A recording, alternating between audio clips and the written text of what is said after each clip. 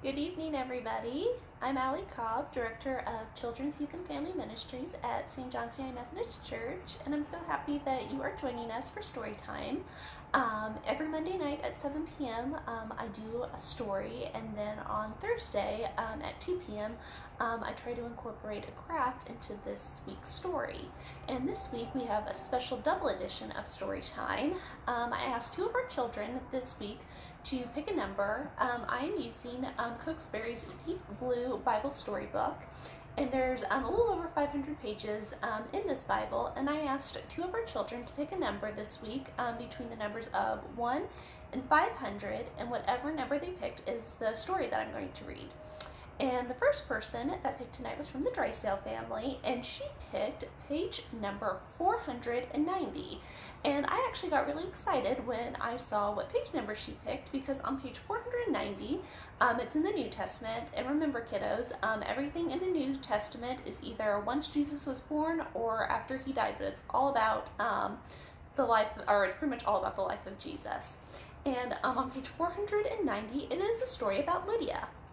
Now, what's special about this story about Lydia is that she's a girl, and in the Bible, a lot of times the girls kind of get overlooked, and we don't get to hear too much about them. So if we do end up hearing about a girl in the Bible, it means that she's probably really important in order to make it, because the Bible was written by a bunch of boys. So if I mention one of the girls, she was pretty darn important.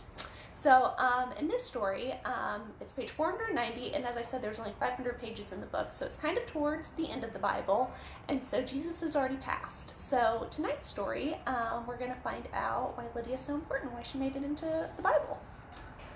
So Lydia sold purple cloth, and Lydia's cloth was very special, and it cost a lot of money. Now, back in Bible times, purple dye to make the clothing, purple was kind of the most expensive one. So if it was purple, it meant that you were really, really important because you could afford it. So it meant that you were really rich, you were really important, you might have been a king or a queen. So purple was kind of a big deal in everything. And one reason that we use purple sometimes in the Bible, when we talk about the Bible, is because Jesus is our king. So kiddos, I don't know if you remember or not, but in our sanctuary at church around Christmas time, because it's the birth of Jesus, and around Easter time, which is the death of Jesus, we'll have some extra purple stuff up and everything, and that's kind of to help us symbolize that Jesus is our king. So the story and everything kind of ties back into that. So Lydia was really important. She made clothes, and she had purple, so that was kind of a big deal. So anyways, so Lydia sold purple cloth, and Lydia's cloth was very special, and it cost a lot of money. Only the very rich could buy Lydia's cloth. Lydia believed in God, and sometimes Lydia and her friends went to the riverbank together. The friends sat by the river and prayed to God. I wonder if you guys ever pray with any of your friends and everything. I know we pray a lot at church, but do you guys ever pray with any of your friends, like at school or at home, maybe before the big game or before you eat dinner or something? So on our next page, one day Paul went to the riverbank and saw Lydia and her friends praying. And Paul told the woman about Jesus. Now Lydia believed that Paul told her about Jesus, and she became a follower of Jesus. Lydia told her family about Jesus, and everyone in her family became a follower of Jesus. Lydia invited Paul to her home, and Lydia helped Paul tell others about Jesus. So this is pretty special. Now we know that Paul was one of Jesus's disciples. So when he went out and told Lydia and her friends by the riverbank about Jesus, and then she went and told her friends, he made a disciple of Lydia. So when you guys tell your friends about Jesus, or you invite them to church, or to do fun things and everything, you're also becoming a disciple of Jesus, which is pretty cool. Now, normally I don't tell you guys what our craft is for the week, but I'm really excited about this one, so I'm going to give you a little sneak peek.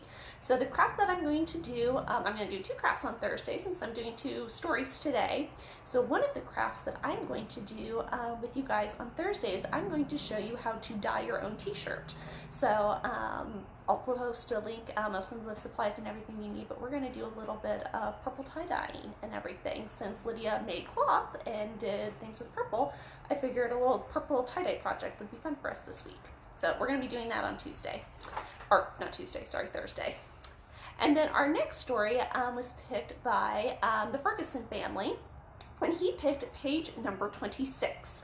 Now, 26 is at the beginning of the Bible, which we know is the Old Testament, and it took place before Jesus was born, so this was all before the birth of Jesus.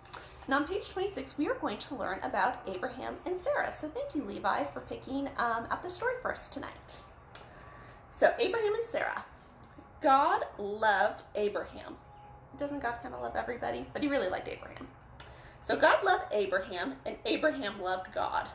God said to Abraham, "Go where I send you, and I will bless you." Abraham did what God told him to do. And Abraham took his wife, Sarah, and her nephew Lot, and they packed up all of their things and went to where God led them to go. And when they arrived in Canaan, God said, "I will give you this land, and I will give you a big family, and they will love me and worship me. I will be with you, and I will bless you, and others will see that you love me." So part of God's promise to Abraham, it wasn't just that he was going to give him a family, but he told Abraham that if he believed in God, and if he did what he had told him to do, which Abraham did, that he would give him as many descendants, and descendants is a big word for like children and grandchildren and great-great-grandchildren. And so he said that he would give him as many descendants or as many children and grandchildren as there are stars in the sky or there is sand on the beaches. Now that, hi Sadie, sorry, this is our puppy Sadie. Working from home can be fun sometimes. Sadie, can you lay down? Can you lay down for me? Thank you. So that's a lot of children. I mean, have you guys ever tried to count all of the stars in the sky at night or all of the sand on the beaches? Sadie, could you lay down for me? Sadie, lay down please. Thank you. So that is a lot of children if it's as many stars as there are in the sky. So do you think that God kept his promise to Abraham and gave him as many children as there are stars in the sky? Well, a few pages forward, we get to find out about, hi Sadie, can you lay down for me please? So we get to find out if God kept his promise to Abraham. So one hot summer afternoon, Abraham was sitting outside his tent with 3 men, and they walked up to him. And Abraham welcomed the men. The guests sat down while Abraham told Sarah to make a meal for the guest. While the 3 men ate the meal, they asked Abraham, "Where is your wife Sarah?" And Abraham, "Sarah is in the tent." And one of the visitors said, "I will come back next year, and Sarah will have a baby." Sarah heard the visitor, and she laughed because she thought she was too old to have a baby. The visitor said, "I do not know why you laugh, Sarah, because nothing is too hard for God." Now, Abraham and Sarah both prayed a really long time to have a baby. And if you see my picture right there, that's Abraham. Now, does Abraham look young, kids, or does he look kind of old, almost like a grandpa? Abraham was really old, and so was his wife. And we're not just talking old, like by children's standards, like thinking like somebody who's 30 or 40 is old. No, Abraham and Sarah, well, Sarah was 90, and Abraham was almost 100, and they still had no children. But God kept his promise. The next year, Sarah had a baby. And Sarah and Abraham named their baby Isaac.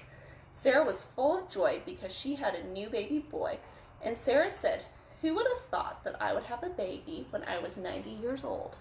So see, God kept their promise to Abraham and Sarah. They only had one child, but that child would go on to have 1 or 2 children of their own. And then they just kept going.